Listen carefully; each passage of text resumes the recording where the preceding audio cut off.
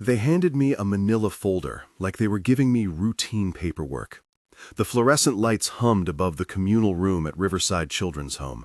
The smell of cleaning bleach and cardboard folded into my throat. Mrs. Patterson slid the folder across the table with a practiced smile that didn't reach her eyes, and when she closed the lid there was the small clack of finality, like a latch being set on a life. I already knew what was in the folder. The list of services I'd been denied, the contact numbers that rang to empty offices, a slip for a shelter intake I couldn't afford, and a little envelope with $5 in crumpled bills. What I didn't expect was the other thing tucked inside, wrapped in tissue yellowed with age. A brass key, cool and heavy in my palm, stamped with letters worn but still legible, Hillrest Farm, and behind it a scrap of paper with a single line in a steady, older hand. Use it when you're ready. The tractor knows. I laughed then, a sound brittle enough to break, because it was everything the orphanage had never been. Mystery instead of explanation, invitation instead of final notice. My fingers closed around the key, as if that small metal thing could anchor me. Mrs. Patterson watched me from across the table. She said, "You should go see it," like she was offering weather advice. There was something in her voice that made me think she had been carrying this for a long time, waiting for the right pair of hands to hold it. When I left the home that afternoon, the sky was the kind of white that makes the world look like a photograph left too long in the sun. I packed the basics into a duffel I'd been given when I was 8 and never really used. A threadbare yellow blanket folded into the bottom, my only possession that I could call mine. My birth certificate with its typed name, a worn copy of the rules of the institution, and the manila folder with the key and a note that read, in a different hand and a different ink, "For when she is old enough." The note didn't say who had left it there or why. My whole life had been built on absences. This was the first thing that looked like a door. I had $47 in my pocket. In the first taxi outside, I counted them twice. The driver didn't ask where I was going. His radio murmured a country station. I felt like some character in a story I hadn't chosen, pulled along by a plot that only revealed itself in fragments. I wasn't naive. I had aged out of care before. I'd moved from room to room, name to name, and learned how to keep my head down. But there was a pulse in my chest learning to rise. The key felt like an inheritance of possibility. I sat on the bus to Maplewood with my knees pulled up, the duffel between them. People doze on buses, as if sleep can flatten the whole geography of their day. I watched the landscape change outside the window, the city peeling away into a band of fields. The motion of the bus soothed me in a way the orphanage never had. There was no schedule here except the roads. I rolled the key between thumb and forefinger until my skin warmed to brass. The note's handwriting had a looped flourish to the letters, careful as a signature. I tried to imagine the hand that had written it, patient, deliberate, someone who expected time to be part of the plan. I took the town map from the driver's rack and studied aisle names like they were a secret language. Maplewood sounded like a postcard. Maple trees, a main street with a diner and a hardware store, gossip and pie.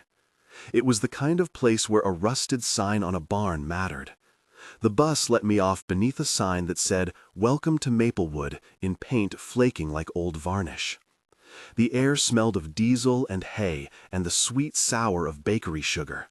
I hadn't been to a place like this since I was small, little more than a blink in a life measured by clocked meals and hallways.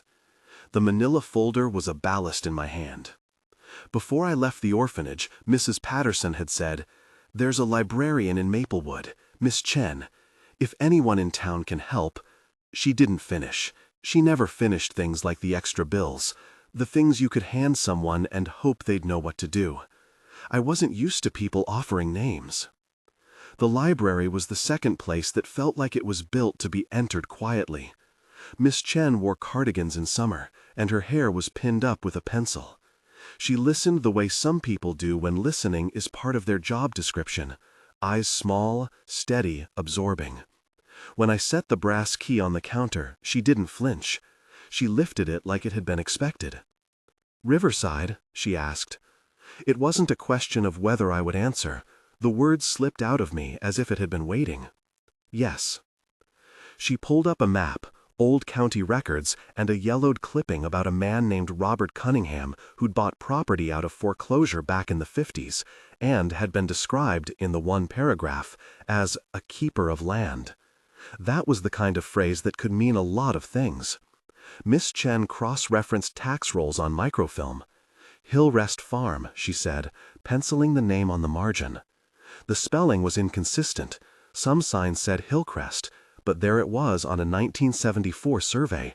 Lot lines running into open field, a marked farmhouse, a barn. The map had ink smudges where someone's hands had traced a route. Miss Chen made me a pot of tea and gave me a stack of photocopies. She also offered something else. If you are going to visit, you'll need to ask for help once you are there. People will recognize the Cunninghams. She didn't tell me how she knew.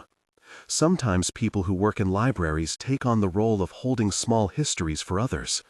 Miss Chen's fingers looked like they had held many documents, and they knew how to find name and number in a long line of absence. I had to choose bus fare over breakfast and an extra phone charge for the call that might not be picked up. That was practical arithmetic. The key had weight, but the world wanted my money. I counted my $47 in the coin fountain of the bus station and felt the cost of every decision sitting on my tongue.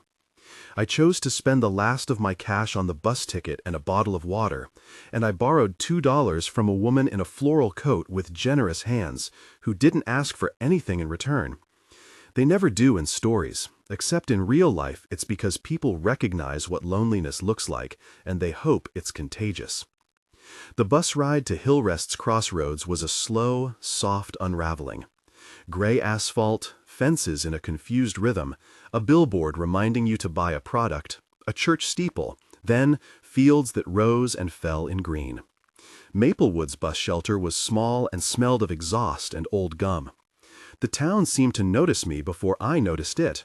Eyes on me in the diner windows, a child on a bicycle swinging his empty legs. I folded the key into the pocket of my jacket like it was a talisman or a verdict. Rosie's diner sat on a corner where Maine leaned into a side street. A neon coffee cup was stitched into the window. Rosie herself was the kind of woman who could make you soft in a sentence. Round cheeks, laugh lines, apron with a pen tucked into the knot. When I sat at the counter and asked for coffee, she served it to me as if she had been expecting me. I showed Rosie the key and the note because the counter had a way of making things simple. Pass the object and the story comes with it. "You look like you could use a seat at my table," she said, scraping her hands on a dish towel. "You headed out past the Cunningham place?" She didn't wait for me to answer. People from small towns have the geography of pain memorized. They're good at placing strangers on a map and deciding if they'll belong. Rosie added a slice of pie to my coffee on the house, and I found I could tell her small pieces of the story without feeling ridiculous. The manila folder, the yellow blanket, the key with its tired letters. "Robert Cunningham," she said slowly, like sorting beans by color, "wasn't the sort to make a scene. Folks said he married once and took to the land. Quiet. He'd show up at church sometimes. Remember, there was that lawn sale his place had every fall." She tapped the counter with a spoon. "But there was talk. People whisper when they don't know how to say the truth. Them Cunninghams kept to themselves. After his wife, well, folks said he kept to the fields and the tractors." She pointed me toward a man sweeping the sidewalk. "Ask Rachel," she added. "She's been living on the road next to the Cunningham place longer than anyone. She'll tell you what you need to know, or what she remembers." The road out of town narrowed as we left, and the houses thinned into a scatter of porches and tilted bird baths. The world smelled like cut grass and something old, like pages turned too many times. Rosie's truck bumped along a farm lane that had been hidden by high grass. I watched through the windshield as trees opened to a hill and a weathered house leaned into its own shade. A barn squatted low, its paint gone like teeth worn down. The driveway was a suggestion more than a line. Then there was the tractor, blue, stubborn as an old song. It rested near the barn like an artifact in a museum case that had been left outside. Rust scored the hood in jagged calligraphy. The engraved metal plate on the fender caught the light, and when Rosie pulled the truck to a stop, I saw the letters as if someone had cut them into my pulse. R. Cunningham, 1967, for Emma, always. The words were absurdly specific and devastating at once. For Emma, always. Maybe it should have been a joke, but there was something in the way the plate had been bolted on tight and in the deep groove where a wrench had been used 100 times that suggested the person who had put this there had meant to outlast names and time. My breath shortened. All my life I had been verifying that I existed. Here was a plate that seemed to verify me. Rosie killed the engine, and the world went quiet except for distant birds. The farm lay around us like someone had lain out memories in random piles.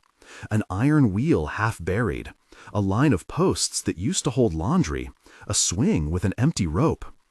The house had a sag between its eaves like a sigh. A sign nailed to a post read Hillrest Farm. Its C had faded into a ghost. The property papers Miss Chen had shown me said Hillrest, but signs fade, and hands that paint signs aren't infallible. I told you, Rosie said softly, as if she were telling me the weather again, and it felt like the world was tilting. I touched the tractor's seat as if asking for permission. The leather was cracked and stiff, and the pattern of the stitching had the invisible names of people who'd sat there before me.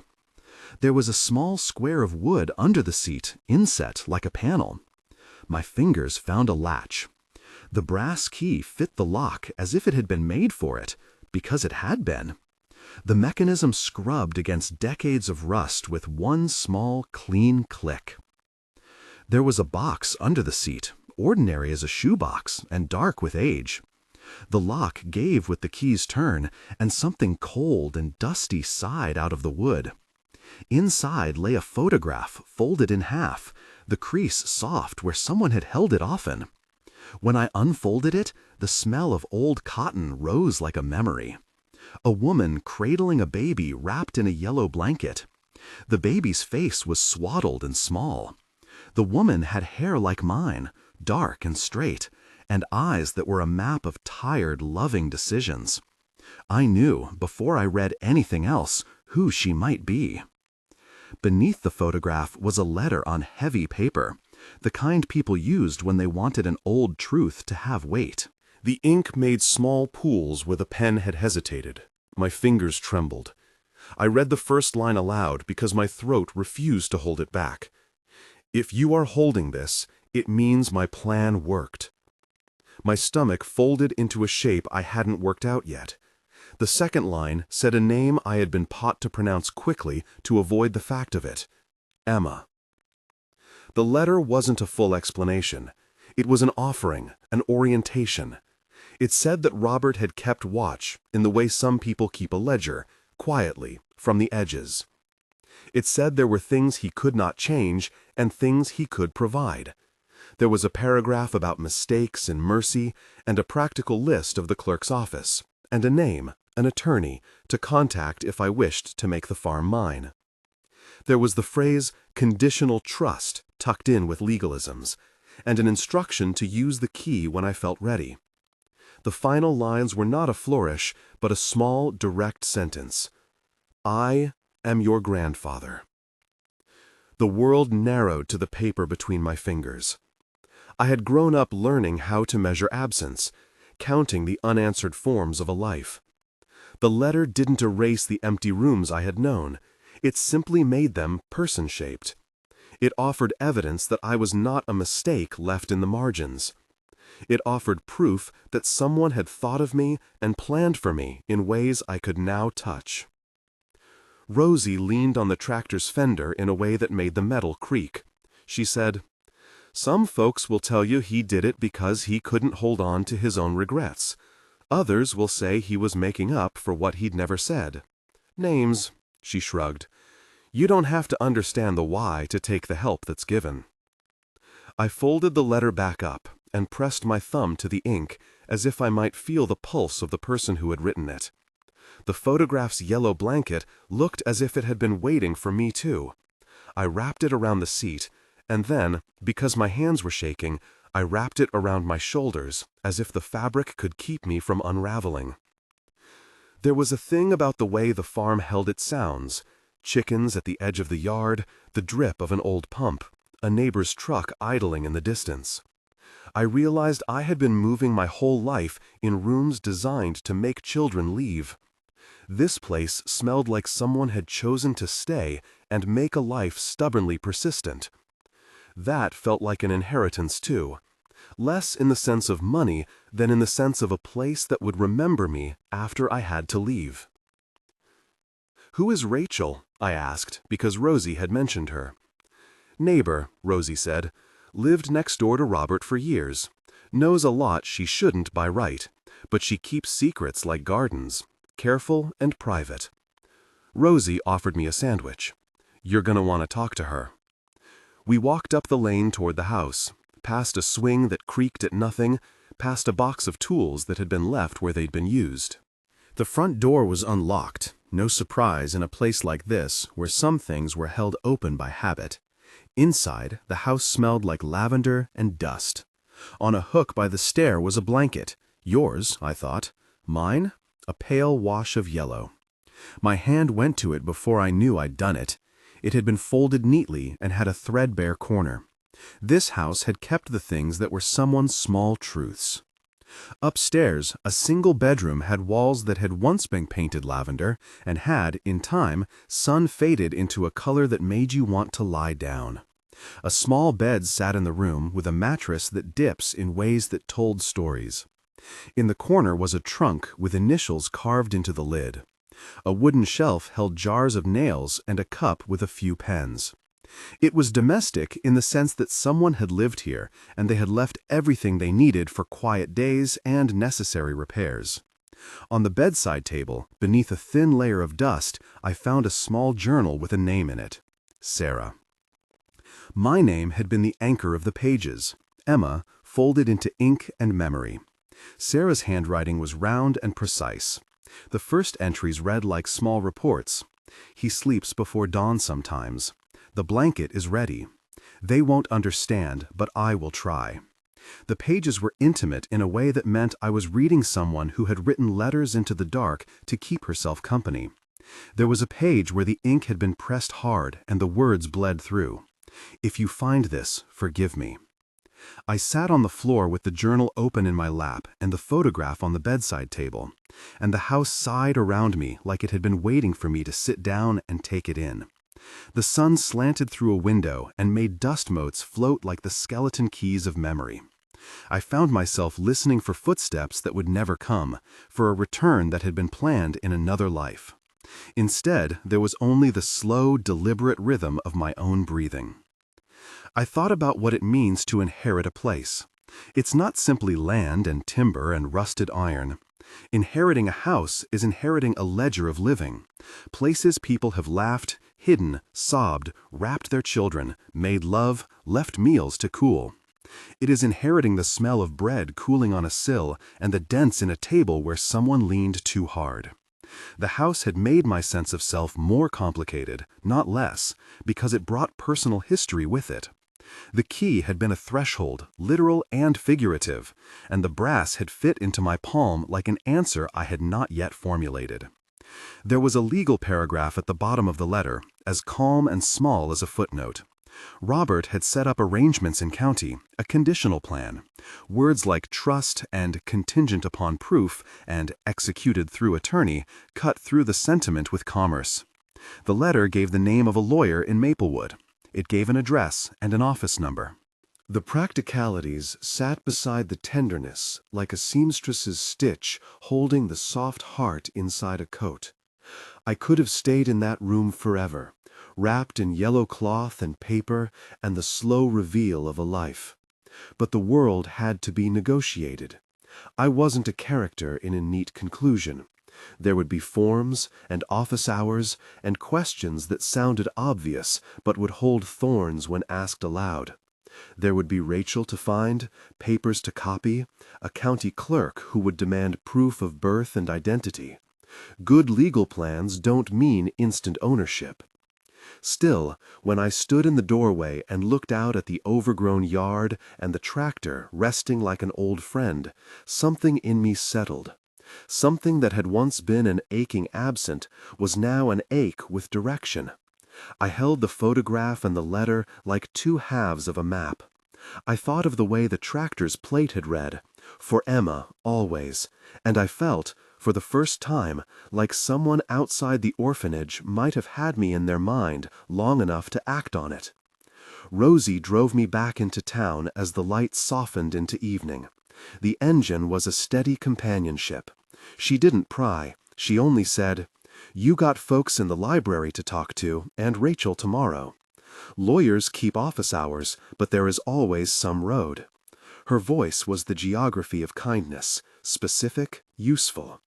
When the bus terminal swallowed me back into its fluorescent light, I felt strange, carrying the weight of the farm's history in a satchel under my arm. My $47 had been spent. The photograph and letter were everything I'd been given and everything I needed to start. I could sleep on the benches at the station and plan a morning of calls. I could knock on doors. I could be the one to say my name and expect the world to answer. Before I left the station, I taped the yellow blanket around my shoulders tightly. The brass key lay warm against my chest. The thought of returning to the orphanage crossed my mind and passed like a shadow. I had a direction now, and I felt, absurdly and fiercely, ready to follow it. If this story is moving you, consider subscribing. Stay with me on the road ahead. That night, I found a cheap room above a hardware store and read Sarah's journal until my eyes smarted. Her handwriting told a story of small, difficult choices, of leaving to keep me safe, of sending things to the orphanage under a different name, of hoping Robert would one day find a way. There were pages where her sentences trailed into nothing, as if she had thought the rest too fragile to put to paper. It told me she had loved me, in the way people with little control over their lives love, messily, with plans folded into secrecy. Morning came thin and bright, and I started doing the work of being a grown person who had just stumbled into an inheritance that might or might not turn into a life. I went to the county recorder's office and asked for property records. The clerk at the counter peered at the photo I handed over and the worn letter, and then at my face, and gave me a list of forms. "You'll need certified copies of your birth certificate and an identification," she said, not unkindly. "If there is a trust, the attorney can pull those records for you. We can show you the deeds, but we can't transfer anything without the legal process." The word process felt like a lock with many tumblers. I learned that deeds are not the same as possession. They're paper statements of previous decisions. The land was real on the map. It was also bound up with paperwork and county stamps and signatures that would need to be threaded in my favor. The idea that the tractor's inscription and a letter could instantly make the property mine was a fantasy I had to let go of gently. Reality operates in office hours and inked stamps. The attorney Robert had named, David Harrison, had an office that looked like it had not changed since the 70s. A rotary phone on the desk, certificates in walnut frames, a calendar with hand-scrawled notes. His receptionist had the kind of efficiency I had built as a survival skill. She asked for my name and the nature of my business. When I mentioned the trust, her fingers typed and paused. "I'll check his schedule," she said. David himself was a thin man with a pasty face and a soft voice, which meant he could deliver difficult truths without adding drama. He listened to me talk about the key and the plate, the letter and the photograph. He told me, plainly, that letters can be evidence of intent, but intent needs a trustee and official execution to change property. He said the words conditional trust and contingent upon the beneficiary being identified in air that smelled faintly of old books and ink. There were procedures, he explained, verification, audits, possible delays. "I don't promise miracles," he said, folding the papers like a man folding a map. "But there are records. Robert Cunningham did not strike me as a man given to whimsy. If he set up a formal instrument, it will be in the county. If it exists, we proceed with the forms. If not, well, we proceed differently. Hearing him say that made my head swim, not because he had shaken the possibility away, but because he had moved it into a domain where I would have to do the work. The deed of ownership is made in lines that require signatures and waiting. The hope the tractor had given me needed to be translated into steps: certified copies, proofs of identity, witnesses. I left his office with a list of things to gather and the suggestion to have a copy of the photograph and a sworn statement if I could find a neighbor willing to attest that the plate and the box had been there. He mentioned a 15-year maintenance plan and endowment in his hypothetical, gentle hedges of numbers meant to hold a house up. He was not promising fortune, he was promising to look. My first call was to Rachel, who, according to Rosie, lived next door to the Cunningham place and was known to keep her garden like a diary. Rachel answered on the third ring, voice reserved but steady, and when I identified myself, she took a breath that sounded like a person unfastening locks. "People don't come knocking for that place often," she said. There was no curiosity in her voice that felt unkind. She sounded like someone who had learned to keep spare tenderness in a pocket. "If you are who that letter says, I knew Robert. He was a man who built fences and also built quiet. He would watch from his kitchen window sometimes, see the way the seasons leaned down upon his field. He did things without telling folks. He had a way of making arrangements that were more solid than talk." She agreed to meet me at the property line that afternoon. "We'll sit on the fence," she said, "and we'll talk like two people who've been given odd positions in someone's story." When I arrived, Rachel was already there, hands mud-stained from a hedge she'd clipped earlier. She wore a cardigan buttoned to the throat like armor against small talk. Up close, she had the kind of face that showed where a person had forgiven a lot, with small lines etched around eyes that knew how to cry and still turn up for supper. She led me around to the back of the house, pointing out a garden Robert had tended in his last years, a row of lavender that had managed, somehow, to keep blooming even under neglect. "That was Sarah's," she said, and I looked down at the plants and found the name again, this time on soil and root. "She used to hang that yellow blanket in the sun on the porch," Rachel added. Her voice cracked like an old beam. "There were Sundays Robert would bring a pie over and set it on the stoop like an apology." She told me what she could recall, not dramatic things, but pieces enough to make a picture. A woman who had carried a child to the farmhouse for a season. A man who had kept records and glued photographs into an album. A household that had been touched and then quietly unnayed. She told me that Robert had paid for the orphanage's occasional small repairs once, always anonymously, leaving the payments unclaimed like a secret. "You ask why he'd do it?" she said. "Sometimes people do things because they want to keep a promise they made to someone they loved. Sometimes they think money can fix what their words couldn't. You don't always get tidy answers when you ask for why. But what he left, it was part apology, part plan. He didn't want it to be found until the right person could understand." Her words were a balm and a brine. They softened my confusion, but also made my path more clearly mine. I had to prove I was the person the letter named. I had to learn to be a woman who could stand up in small offices and say, "This is my name. These are my papers." The house smelled like a life left open. The key in my pocket felt less like an object and more like a summons. Do the work, Emma. That evening, I sat on the porch with the yellow blanket across my knees and tried to imagine the woman in the photograph smiling at me. I tried to imagine the life Sarah had chosen and the reasons she had kept me in her thinking even when she couldn't keep me in her arms. Under my thumb, the brass key grew carrying weight. The tractor sat in shadow at the edge of the yard, the way a faithful dog waits at its master's lack. The look of the place made me feel, for the first time in my life, both small and allowed. There were practicalities to attend to, and they would require more than sentiment. The letter named an attorney and hinted at a plan. There were forms to file and people to convince. But for now, in the lavender-scented dusk, with the photograph of a woman and a baby spread on my lap, I let myself be tethered to a thought that had never fit in the orphanage's filing system. Someone, somewhere, had thought to remember me.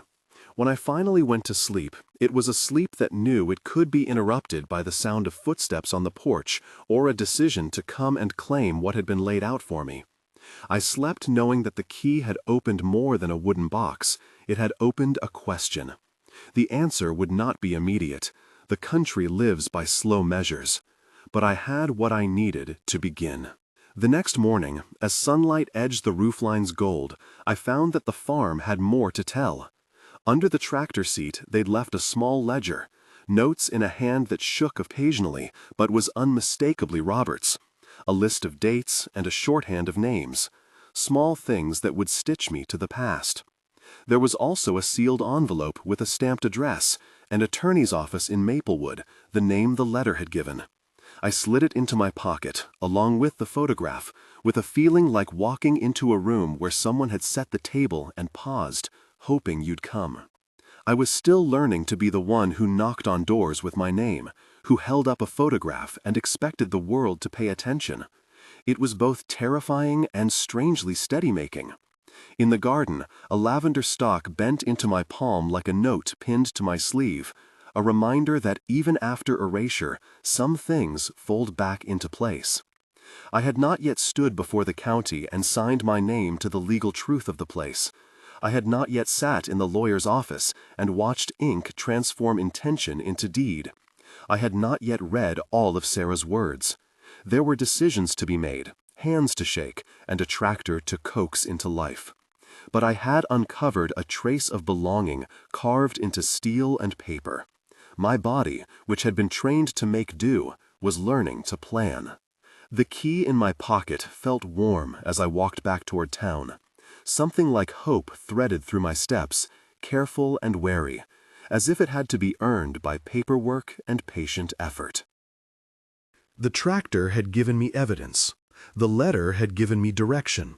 The photograph had given me a face to love and to interrogate. I was, finally, on a road whose destination had a name.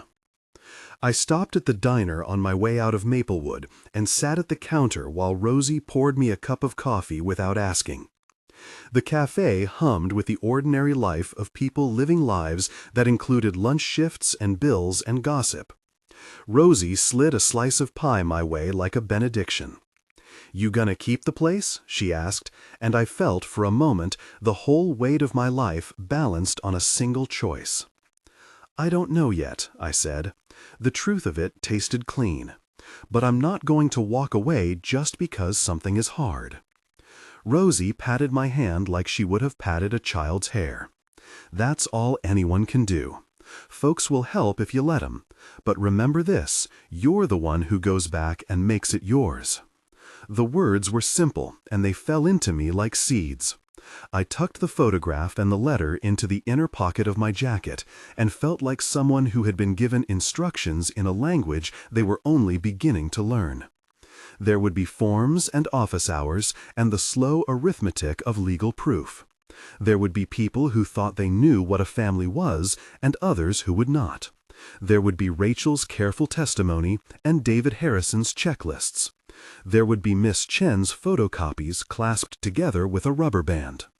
There would be me and my hands and the act of making a life where nothing had made sense before.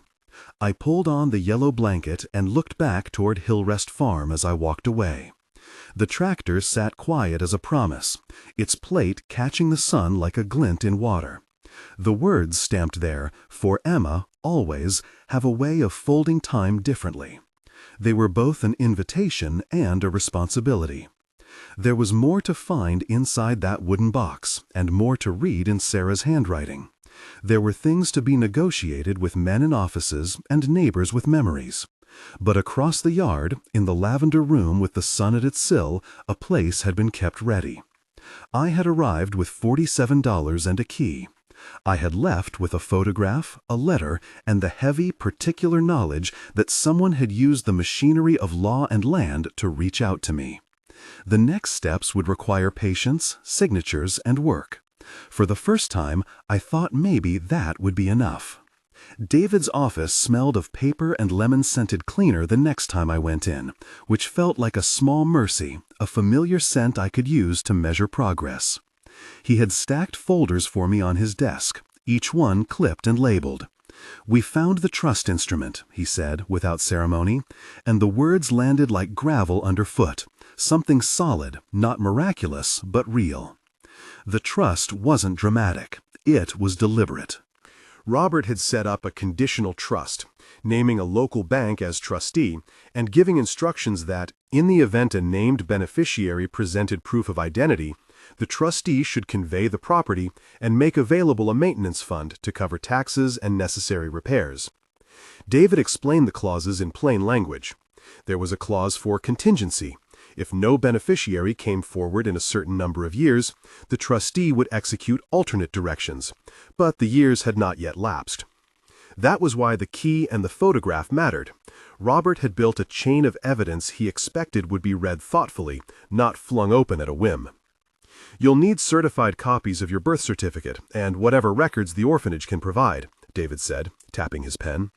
"A sworn affidavit from a neighbor or two attesting to the tractor plate and the items under the seat will strengthen the case. The bank will want a full packet before they release the deed. This isn't instantaneous. It'll take time and signatures." Time used to be a place I had nothing in. Now, time was the frame of the work I had to do. I left with a checklist that felt like a map. Certified copies, sworn statements, a statement from the attorney's office representing the trustee, and a request form to the county recorder to search for the trust filing and the deed. Each item required appointments and small fees, and each fee ate at the thin cushion of cash I had left. But where before I had been pushed along by other people's timetables, these were steps I could take. I went back to Riverside to ask Mrs. Patterson for what the orphanage could legally release. She had the look of someone who'd been given a complex box to open, but she opened it. They provided a certified statement of my placement and the copy of the file she had handed me on my last day. It took an hour of stamping and 2 signatures. It felt like an arithmetic of bureaucracy that still held within it the shape of kindness. Mrs. Patterson didn't say much, but when she handed the sealed envelope across the desk, she smiled in a way that was less practiced, as if a weight had shifted a fraction. "Robert used to call sometimes," she said, "sent money once in a while, anonymously. We didn't pry." I had Miss Chen help me get certified copies of the county map that placed Hillrest Farm on the survey and to make a photocopy of the plate photograph. She wrote a cover letter stating the provenance of the documents she'd provided and the microfilm she'd pulled, small, precise things that made the story into a file. She also made me tea and told me to bring her postcards from the farm now and then. "Histories like this," she said, tapping a page, "need witnesses who will remember to read again." Rachel wrote a statement that she was willing to sign in front of a notary to verify that the tractor plate had been as described and that Robert had been known to keep certain items. Her handwriting was steady. She phrased things as a neighbor might. Not legalese, but observable facts. Plate on the fender, box under the seat, the yellow blanket hung in the sun. Her words felt like a hand folding mine into the past so I could hold it. There were humps in the road. The trustees' legal counsel asked for additional proof of the chain of custody for the photograph and the letter, how they'd been found and by whom. David drafted an affidavit explaining the discovery under the tractor seat, with Rosie and Rachel and me attesting to the manner of the discovery. The bank wanted to be thorough. Banks have reputations to protect, and lawyers who prefer to be careful. It was not a sting toward me, but a routine that required patience. Weeks threaded through one another in cafe mornings and mail runs. I sat on the porch of the farmhouse with the journal in my lap and copied passages into a folder. There were things Sarah had written that crawled under my skin. Small, practical notes about making ends meet, names of remedies Robert recommended for a stubborn tractor, a list of things to do if she couldn't care for me. Reading them, I could feel her decision as the bruise of someone trying to save a child in stormy weather. She left instructions, not performative apologies, and that made the love in her choices complicated and sturdier. There were errands that felt foolishly adult. Money orders, certified mail, a notary stamp. There were also small, unexpected consolations. Miss Chen put together a little binder with copies of the photograph and letters for me to keep safe. Rosie kept the counter warmed with hot soup and the quiet kind of conversation that doesn't demand answers. Rachel brought me a jar of pickled peaches, like a neighbor's way of saying, "We'll feed you when there is not much else." At the bank, a man in a dark suit explained how trusteeship worked and how the maintenance fund was reserved. When he said the number, $18,000 set aside for maintenance over 15 years, I felt an odd wash of relief and proportion. It wasn't a fortune. It was, David explained later, a carefully calculated sum meant to cover property taxes, immediate repairs, and essential upkeep, spread over time so the land didn't collapse under neglect. There were also provisions that allowed the trustee to release funds for emergent repairs. The trustee would convey the property, but the funds were not to be squandered. They were to keep the place standing while the beneficiary planned longer-term stewardship. I remember thinking, not for the first time, how different kinds of inheritances are. An inheritance is sometimes a set of obligations with a few resources attached, an invitation to keep a place going rather than a parachute. For me, that was enough. It was tangible and honest. It meant the roof could be fixed without borrowing money at ruinous rates. It meant the taxes were covered for a while. It meant I could make choices from a place of partial security rather than total scarcity.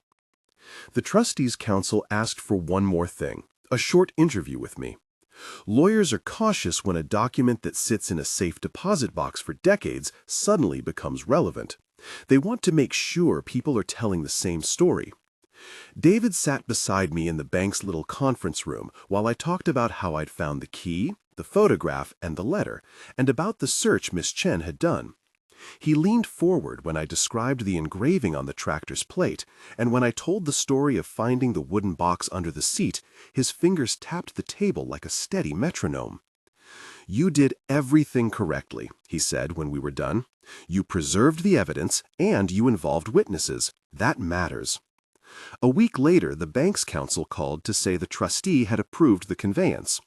I remember standing in the kitchen of my cheap room above the hardware store when the phone rang, the sound like a small bell in a room that had been holding its breath. "We will release the deed to her," the voice said. "There are formalities to complete in the county recorder's office, but the trustee will sign." The county recorder's office required signatures and a file fee. The deed transferred from a trust account into my name with a few lines of ink and a brass stamp. It was a legal act, made by people who do that kind of work every day. It did not feel like magic, it felt like reality being applied with a pen. The document would be mailed to my address on record, my address, a word I could say out loud and not have it be a question. The morning the envelope arrived from the recorder, I sat at the kitchen table with the letter and the photograph spread before me. The deed carried my name, Emma, and an address, Hillrest Farm, 143 acres. The number sank into me the way a weight does when you pick up a box you've been leaning against for years. 143 acres. The words felt both vast and absurdly intimate, a contour of land that now had my name on its title. The maintenance fund, the $18,000, would be available to me on the trustee's schedule, and for 15 years, the trustee would ensure taxes and urgent repairs were handled. After that, it would be up to me and whatever plan I had made. I sat until the light moved in the windows, and then I drove back out to the farm with the deed tucked into my jacket like a talisman that demanded action. The tractor was there, leaning into its usual patience. I climbed up into the seat as if into public office and let the wind laugh at my hair. The engine didn't turn at first. Instead, I filled the fuel tank Rosie had offered to lend me fuel money to buy, changed a brittle fan belt with Tom the mechanic's help.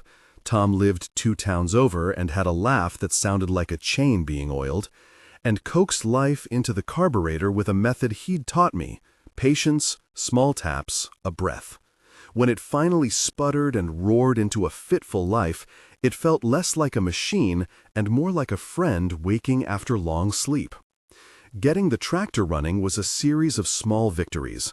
A battery that needed replacing, a carburetor that required cleaning, a belt that had to be coaxed back into place. Tom refused any payment beyond a meal and a promise to teach me how to tune the carb. "You look like someone who needs a machine to keep them going," he said, wiping his hands on a rag. "Machines respond to care. People are much the same." The roof needed patching. The well pump needed a new seal. A part of the porch sagged enough to make my spine ache when I looked at it. The trustee approved the release of part of the maintenance fund for those essential repairs on a case-by-case basis. David billed for his time, which I swallowed like medicine. There were invoices and receipts, and I learned to keep a ledger the way Robert had kept one under the tractor seat. Methodical, plain, account of expenses and promises.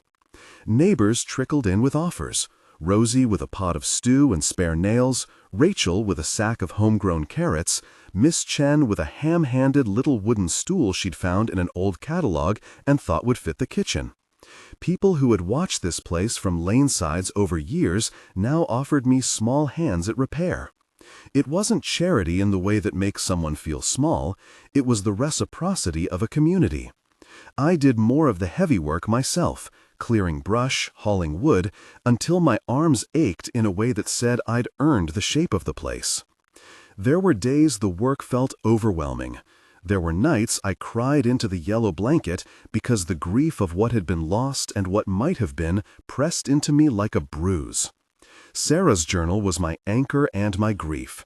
Pages that described her hands learning garden tasks, notes about what to do in case she couldn't care for me, and a few lines that read like a conversation with herself. I can't hold both fear and a child. I will hold a plan. The journal made me angry and soft at once. It didn't erase the abandonment that had frayed me, it gave me reasons to understand, and that felt like a different kind of loss, one that invited compassion. There were small celebrations. The first time I opened the sash windows and the lavender room smelled like a proper bedroom instead of a storage closet, I danced around the bed in my socks with the yellow blanket clutched to my chest. I patched the quilts, pressed sheets on a board, and washed the curtains until the light through them made the room look new. I put the photograph on the bedside table and read Sarah's entries there at night, as if the woman in the picture and the woman in the pages could keep me company. I also started classes, the online kind you can take with a cup of coffee and a second-hand laptop. I signed up for a course in small-scale farm management and a short class on bookkeeping for small businesses. I wasn't promising myself a whole new life overnight. I was giving myself options. If I wanted to lease a portion of the land for hay this year or begin a modest vegetable patch for the local market next summer, I needed to know how to budget and plan. Planning became an act of self-respect. The trustee required quarterly reports on the use of maintenance funds, which I filed with receipts and small narratives of work completed. The structure of reporting gave me a steady cadence. It also forced me to think beyond repairs. What would stewardship look like? Could I build a life here that wasn't only survival but cultivation? The thought of learning to steward the land, of turning stubborn acres into something that fed both the community and me, grew in me like the first green shoots of spring after a long winter. There were practical, ordinary joys.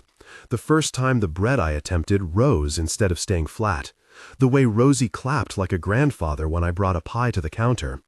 Rachel sending her grandson over to help with stacking wood. People began to ask me about the history of the place, and I told it when I felt like it, careful not to be the only story the farm remembered. I invited Rosie and Miss Chen and Rachel into the house for a dinner where we ate from mismatched plates and laughed about nothing special. They brought small gifts, a jar of lavender sugar, a mason jar of tomato jam, a chipped ceramic plate. Those objects became part of the house's inventory of care. Sometimes strangers drove out to look at the property. Journalists, weekend buyers, people curious for reasons that didn't always sit well with me. I learned to say no with a firmness that felt alien at first. This place had been given back to me through intention and some small legal machinery. It was not a museum to be gawked at. It was also new, a responsibility and a refuge. I had to protect it. The deeper reading of Sarah's journal revealed things that were mercilessly human. She wrote about the baby in ways that felt both confessional and practical. The brightness of small toes, the smell of soap on a night she wouldn't forget, and also lists of things to do if life turned a quarter. There was an entry where she wrote of a man who paid for a repair at the orphanage and asked the matron to make sure I had warm blankets. The entry read like a stitch across years. She never named explanations for decisions in a neat line. Instead, she left clues, tender, blunt, and unfinished, that made me feel both seen and responsible. I forgave Sarah, not in a ceremony of absolution, but in the slow, flat way forgiveness sometimes arrives, a decision to let compassion displace the hard edge of anger bit by bit. That didn't make my history less painful. It made my future less haunted by a noosed past. I could love her in the way we love imperfect humans, with the knowledge that their choices were both flawed and heroic at once. Months passed. Enough for roofs to be mended, the porch to be steadied, the garden to find its first row of peas.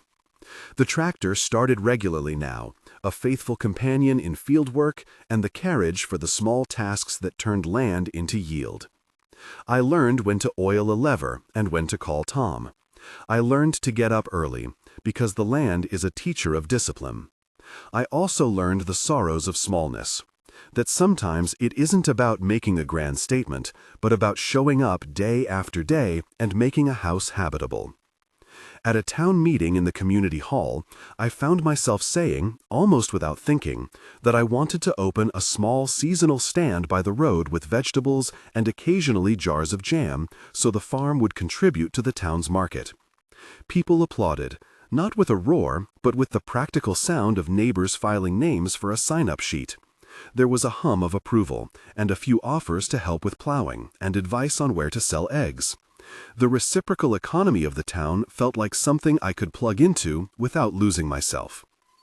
One evening near the end of the first season that felt like mine, David called to say the bank had sent a closing packet, documentation that the deed had been recorded precisely and that the maintenance fund was active. He'd done the last of the paperwork. "You have title," he said, light in his voice, in a way that made the papers feel, suddenly, like breathing. "It took time and method, and you did the work." I stood on the porch and watched the sun go down over the fields, lavender and gold, the tractor a silhouette against the horizon. I wrapped the yellow blanket around my shoulders, the fabric worn in the corner where I'd hugged it the first nights. It smelled faintly of dust in sunlight. I thought about how I'd started this journey with $47 and a key, how those objects had felt like a riddle. The key had been literal, an implement opening a locked box, and symbolic more largely. It had unlocked a line of evidence, a sequence of actions that had become a life. The last pages of Sarah's journal were the hardest to read. She wrote less in the end, notes that blurred into fragments, sentences that trailed and folded back into themselves.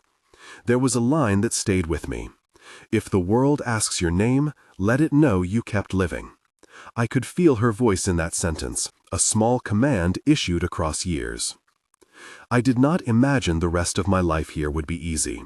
There would be taxes beyond the maintenance fund, years when rains didn't come, fences that had to be rebuilt. There would be personal work to do in the quiet hours, healing that required more than a roof or a patch of garden. But the practical scaffolding that Robert had left, and that I'd pulled carefully into action, gave me room to plan and breathe. It gave me a place to practice belonging. On the first day of the next spring, with the lavender cheering the porch and the tractor humming a steady note, I made a list on a pad of paper about what the year should look like. It included practical items, a seed order, a call to the county extension about a small grant and advice on sustainable practices, a plan to teach a weekend class on practical bookkeeping for local smallholders. It also included the tender things, a place in the house for Miss Chen to keep a stack of town histories, a pot on the stove for anyone who showed up hungry. I decided to respond to kindness with structure. At dusk on that day, I climbed the stairs to the lavender room and lay the yellow blanket on the bed like an offering. I placed the photograph of Sarah and the baby on the bedside table and closed my eyes. The house had been made by careful hands, a man who knew the work of land and a woman who left instructions for survival. I had made it mine not by erasing their lives, but by living into the space they had prepared. The key hung on a small nail by the window, the brass catching the light like a small sun. Sometimes at night I take it down and roll it between my fingers the way I used to on the bus, because rituals of touch keep memory fresh and make sure the past and present remain in conversation. The tractor sits in its place beside the barn, with its plate that reads R. Cunningham, 1967. For Emma, always. The words a reminder of careful intention across decades. I have days when I am tired and others when I feel entirely new. I have learned to measure success differently, not by sudden windfalls, but by roofs patched, meals shared, seeds that sprout. I have learned that love can be practical and imperfect. It can come as a letter, a trust, a plate bolted to a machine. The evidence of love, when it is careful and concrete, can be as modest as $18,000 tucked away to keep a house from falling down, and as big as 143 acres waiting to be tended. If I had to name the lesson this place taught me, it would be this: belonging is rarely instantaneous. It is built by people who care enough to plan for someone they love, by the slow, ordinary solidarity of neighbors, by a legal document that sits patiently in a bank's vault. Sometimes belonging arrives in the form of a brass key and a photograph, and sometimes it arrives in the form of someone showing up with a kettle and a hammer. Both are necessary. The yellow blanket is folded now at the foot of the bed. I wrap it around me on the nights when the wind is sharp and sit by the window watching the fields. The lavender scents the air, and the tractor hums now not as a relic, but as work undone that has been made useful. I sleep in the room that was once Sarah's, and I dream sometimes of small things, of a future farmer's market stall with my name on a handwritten sign, of a ledger that balances, of a child learning how to change an oil filter. I don't tell this story because it fits a fairy tale pattern. I tell it because it is the truth of what happens when someone decides to plan. Robert's plan was not redemption in the cinematic sense. It was a set of legal instruments coupled with the human acts of a man and a woman who knew how to make practical promises. The tractor key did what keys do. It opened a lock. What changed everything was the work that followed the unlock, the willingness to gather documents, the patience to wait for signatures, the humility to ask for help. If you have ever found something that changed how you see your past, tell me below. What was it, and how did it shift you? And if this story moved you, consider subscribing and staying with me as I keep learning what it means to tend a place and a life.